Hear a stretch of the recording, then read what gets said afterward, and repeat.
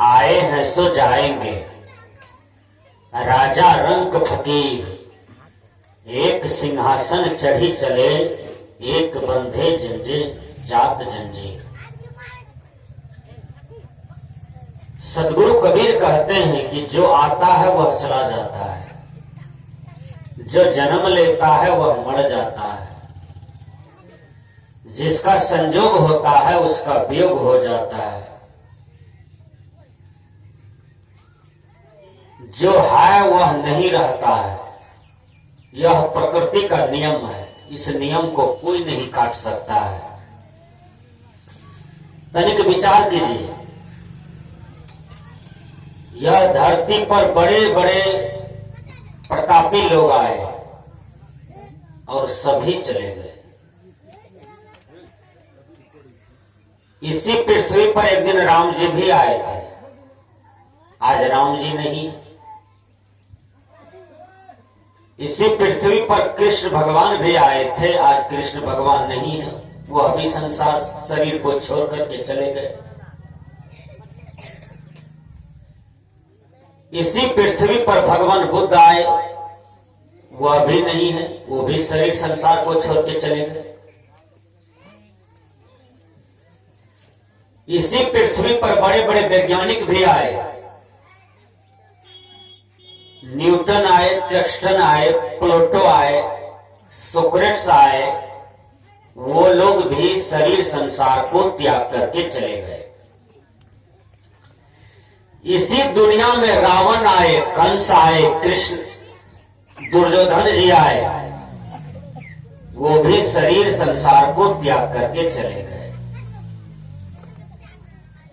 ये सब तो मैं प्रतापी लोगों की बात कहा, बड़े आदमियों की बात कहा, जिसका नाम इतिहास में आज तक अमर है कि ये लोग अरबपति थे, करोड़पति थे, लेकिन ये लोग भी शरीर संसार को छोड़ करके चले गए। कबीर साहब कहते हैं केवल राजा लोग ही संसार को नहीं छोड़ते हैं, शरीर को नहीं छोड़ते हैं। प्रजा लोग भी शरीर संसार को छोड़ करके चले जाते हैं। प्रकृति का नियम सबके लिए बराबर है, उसके लिए दो नियम नहीं है।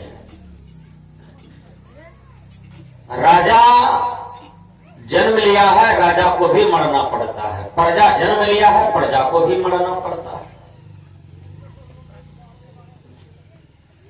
जो जो जन्म लिए धरती पर, सो अस्मित्र त्यागा। प्राण चलत काया काहे रोई। तो हंस चले घर अपने, हम कहाँ चलत बिगोई। प्राण चलत काया काहे रोई। सदगुरु कबीर कहते हैं कि जब कोई संसार में जन्म लेता है तो उस समय लोगों को खुशी होती है कि हमको बेटा हुआ, बेटी हुई। जब किसी को धन दौलत आता है तो उस समय बड़ी खुशी होती है कि हमको धन दौलत आया। और जब वही धन दौलत का वियोग होने लगता है तब शोक होने लगता है, दुख होने लगता है। जब वही आदमी जो आपके यहाँ जन्म लिया वही आपके सामने से जाने लगता है, दम तोड़ देता है, मर जाता है, तब उस समय शोक होता है, दुख होता है। सदगुरु कबीर कहते हैं, हे मानव, गए राम गए लक्ष्मण, संग न गई सीता ऐसी धना। राम जी अकेले दुनिया से चले गए, लेकिन उसके साथ में सीता जी नहीं गई, लक्ष्मण जी नहीं गए, भरत जी नहीं गए, शत्रुघ्न नहीं गए। राम को अकेले दुनिया से जाना हुआ। प्रकृति का बहुत सुंदर नियम है, कोई किसी के साथ में नहीं जाता है। सब अकेले आया अकेले ही चला जाता है। धर्मस्वरूप बाबा ने कहा, करोड़े बंदे वाही दिन की खबरिया, जब दम टूटे तन धन छूटे, छोटे घर वो नगरिया, करोड़े बंदे वाही दिन की खबरिया। हे बंदे, उस दिन की खबर करो, उस दिन का थोड़ा सा अनुभव करो अपने जीवन में कि जिस समय दम टूटेगा तन धन छूटेगा, उस समय हमारा स्थिति कैसा होगा, उस समय हमको अंदर में कैसा घटित होगा, कैसा अनुभव होगा। थोड़ा वह क्षण वह काल का अनुभव करो। तो सदगुरु कबीर कहते हैं, आए हैं सो जाएंगे, जो आते हैं वो जाएंगे।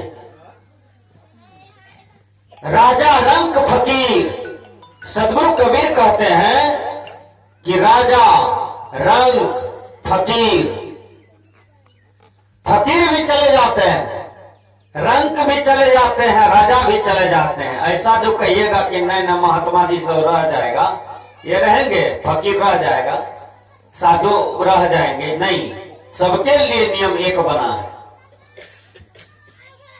मैं बता देता हूं, राजा रंक फकीर, फकीर का मतलब होता है जिसका जीवन में वैराग है, त्याग है, जिन्होंने समुच्चय संसार की सुख, सांसारिक सुख को त्याग दिया, समस्त भोगों को त्याग दिया, उसी को फकीर कहते हैं। जो न करे लकीर सो करे फकीर। विचार कीजिए, जहां न पहुंचे रवि वहां पहुंचे कवि, जहां न होई किसी की बुद्धि का अंत वहां पहुंचे संत। विचार कीजिए, इसलिए संत को इस धरती पर श्रेष्ठ माना जाता है। उसके चरणों में राष्ट्रपति, वैज्ञानिक, प्रधानमंत्री, दुनिया के सारी शक्ति संत के चरण में झुक जाते हैं। क्यों झुकते हैं? क्योंकि संत की जो बुद्धि होती है वो सर्वोपरि होती है, संत की जो साधना होती है वह सर्वोपरि होता है, संत का सब कुछ श्रेष्ठ कर होता है। इसलिए संत के चरणों में पूरा दुनिया झुक जाती है।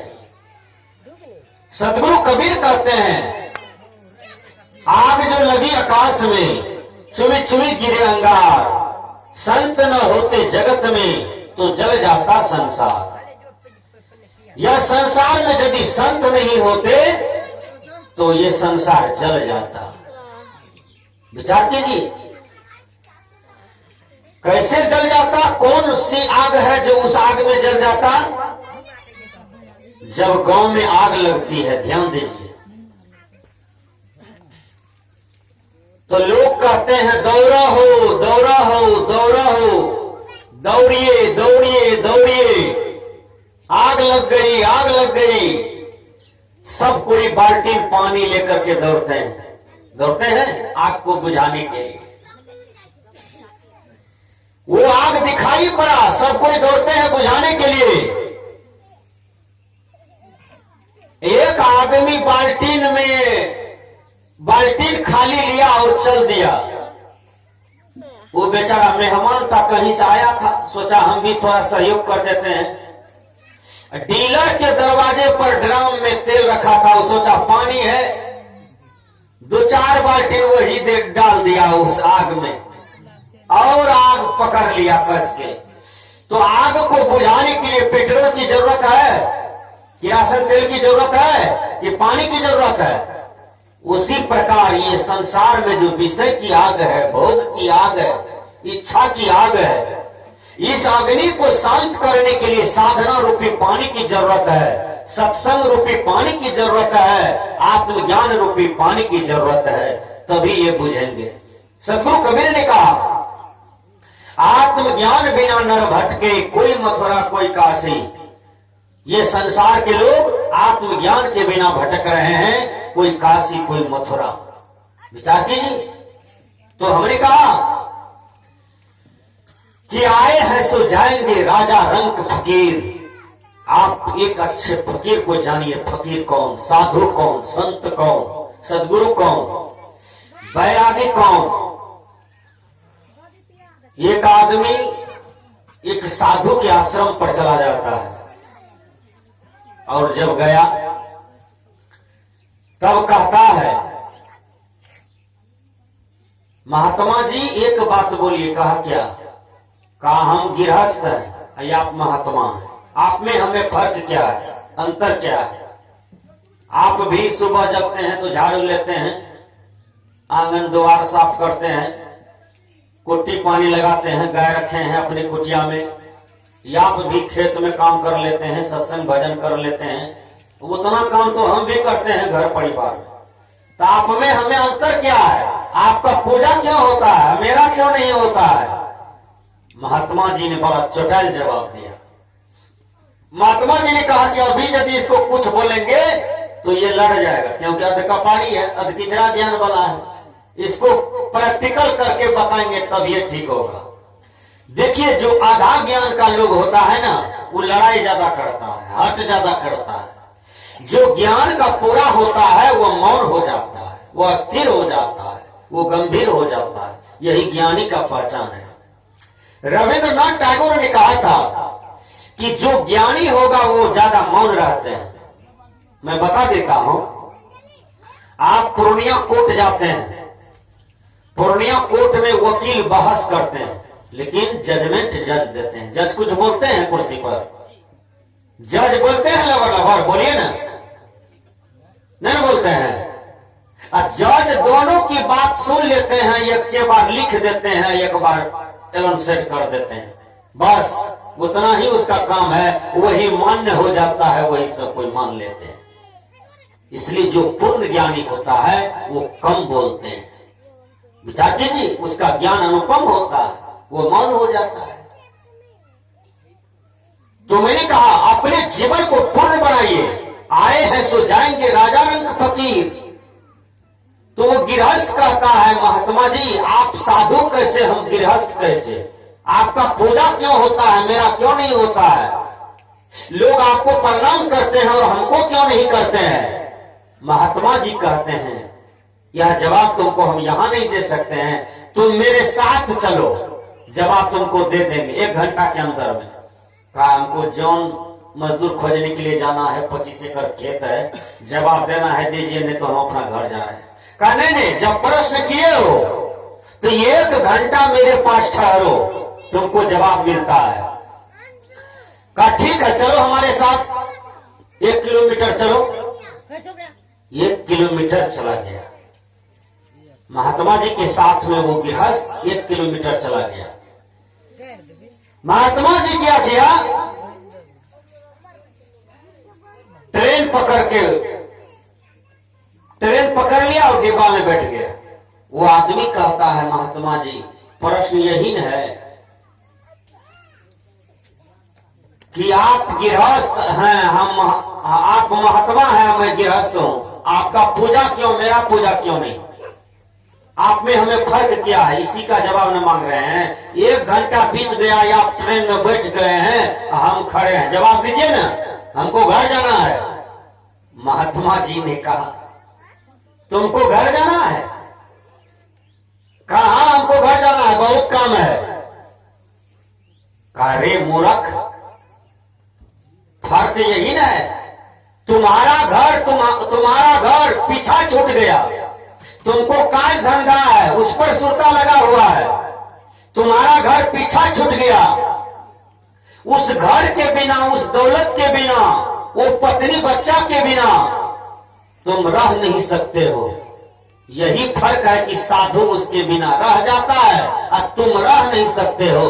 तुम मोह में पागल हो और तुम मोह में भटकते हो। यही साधु और गृहस्थ में अंतर है। बोलिए, जवाब सटीक हुआ कि नहीं? तुम्हारा पीछा छूट गया, मेरा कुछ नहीं छूटा है। हमारा जो भी चीज है हमारे साथ है, हम चल दिए तो चल दिए, हमारा पीछा कुछ भी नहीं है। कहा वो जो आश्रम है, आश्रम में जमीन जो है, दौलत जो है, कहा वो मेरा नहीं है, वो किसी ने दान किया था, वो भी छोड़ करके दुनिया से चले गए। क्या हम उसको पकड़ करके रहेंगे? मेरा कुछ नहीं है, हम जहां चले तो चले। पथ परदेसी भया रवाना, काया बेचारी पड़ी रही। यही संत का लक्षण है। विचार कीजिए, यही साधु का लक्षण है। वो पकड़ करके नहीं रहते हैं, उसके अंदर असंगता की भाव है, वैराग की भाव है, अनासक्ति की भाव है। उसी को सच्चा साधु कहते हैं, उसी को सच्चा संत महापुरुष कहते हैं, जिसके अंदर में त्याग देखा जाता है। हर आदमी के जीवन में त्याग होनी चाहिए, नहीं होगा तो मरने के काल में कष्ट होगा, दिक्कत होगी। कैसे? जब आदमी मरने के क्रम में आता है बुढ़ापा में, तो चारों तरफ उसका मन मोह भटकता है। वो कहता है एकरा बोला दे, ओकरा बोला दे, भेंट करबे, हम नहीं बचबे, ओकरा बोला दे, ओकरा बोला दे, हम भेंट करबे।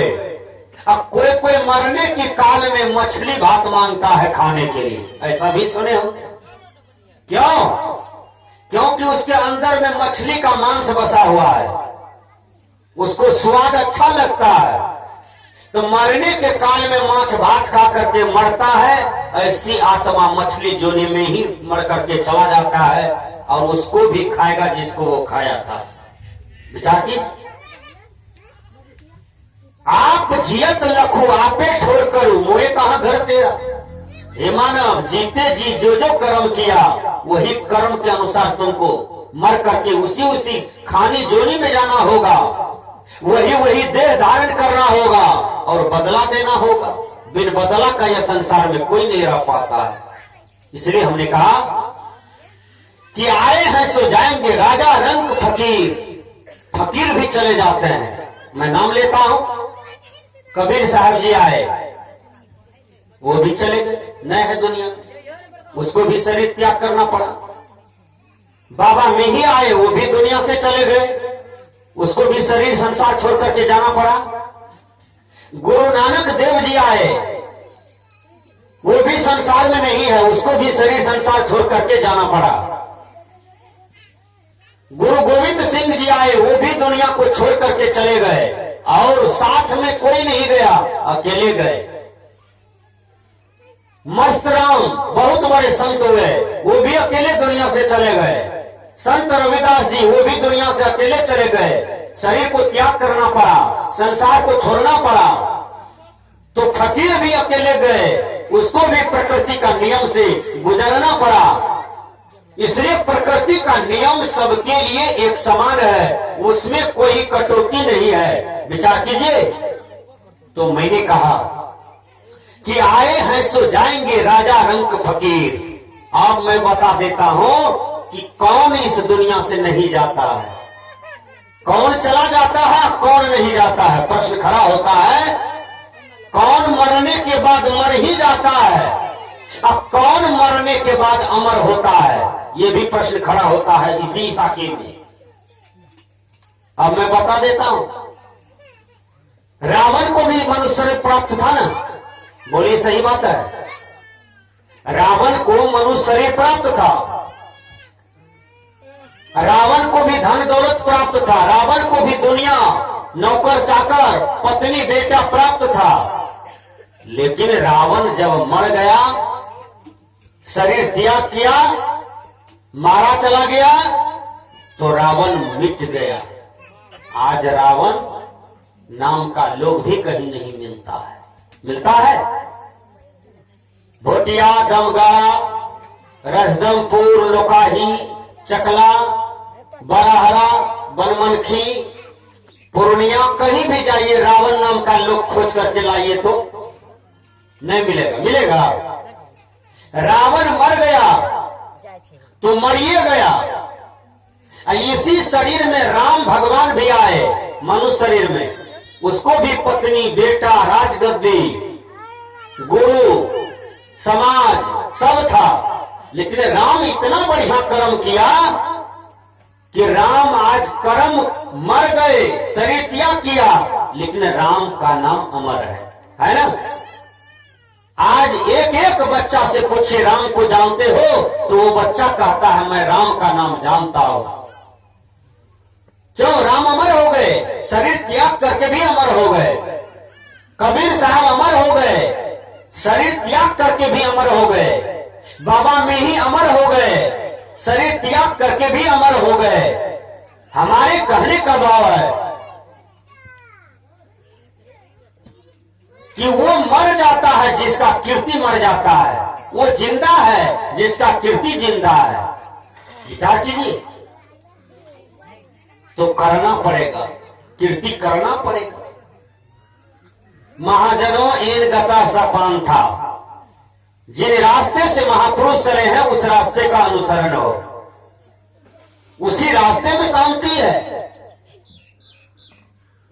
आए हैं सो जाएंगे राजा रंग फकीर, एक सिंहासन चढ़ी चले एक बंधे जात जंजीर। कहा जाता है पांचों पांडव बहुत वीर थे, महाभारत की बात कर रहा हूं। युधिष्ठिर, भीम, अर्जुन, नकुल, सहदेव। लेकिन जब मरने आया तो सब पहाड़ पर अपना अपना जितना महाभारत में लोगों को मार करके धराशाही कर दिया था, पांचों भाई पाप का प्रायश्चित करने के लिए सब निकल गया जंगल में तपस्या करने के लिए। सब गल गल करके उधरे मर गया, कोई राजगद्दी देख भी नहीं पाया। विचार कीजिए, 2 दिन की दुनिया के लिए आप लड़ाई करते हैं, भाई से अलग होते हैं, बहन से अलग हो जाते हैं। साल भर पर बहन आती है रक्षाबंधन में, उसको एक ठो साया सारी ब्लाउज आप नहीं पहना पाते हैं, कैसा भाई है? विचार कीजिए, विवाद में रह जाते हैं, लड़ाई झगड़ा में रह जाते हैं। बहन से बनाव नहीं है, भाई से बनाव नहीं है, माँ बाप से बनाव नहीं है, पड़ोसी से बनाव नहीं है। एक विद्वान ने कहा कि मैं तब समझूंगा कि राम राज्य आ गया जब भाई भाई में बनाव हो जाएगा, पड़ोसी पड़ोसी में बनाव होगा, भाई बहन में बनाव होगा, माता पिता से बनाव होगा, उसी को राम राज कहा जाता है। और नहीं तो समझो रावण राज में लोग जीवन जी रहा है। रावण कहाँ है? एक रावण लंका में हुआ जो बुद्धिमान भी था बेचारा, सीता को अपहरण करके रावण ले गया, लेकिन सीता के साथ कभी जोर जबरदस्ती बलात्कार करने का प्रयास नहीं किया। रावण बुद्धिमान था बेचारा। आज किसी की जवान बेटी जा रही है, एकांत है, अकेले है, वहां कोई नहीं है, अब 3-4 मन चला लड़का है, कहीं चपेट में पकड़ा गया तो लड़की को बलात्कार करते करते मार करके जंगल में फेंक देता है। बोलिए वो रावण से ही रावण तगड़ा है कि वो रावण तगड़ा था? विचार कीजिए, आज आपके देश में बलात्कार की घटनाएं घटती है, इस देश में बलात्कार की घटना घटती है ना,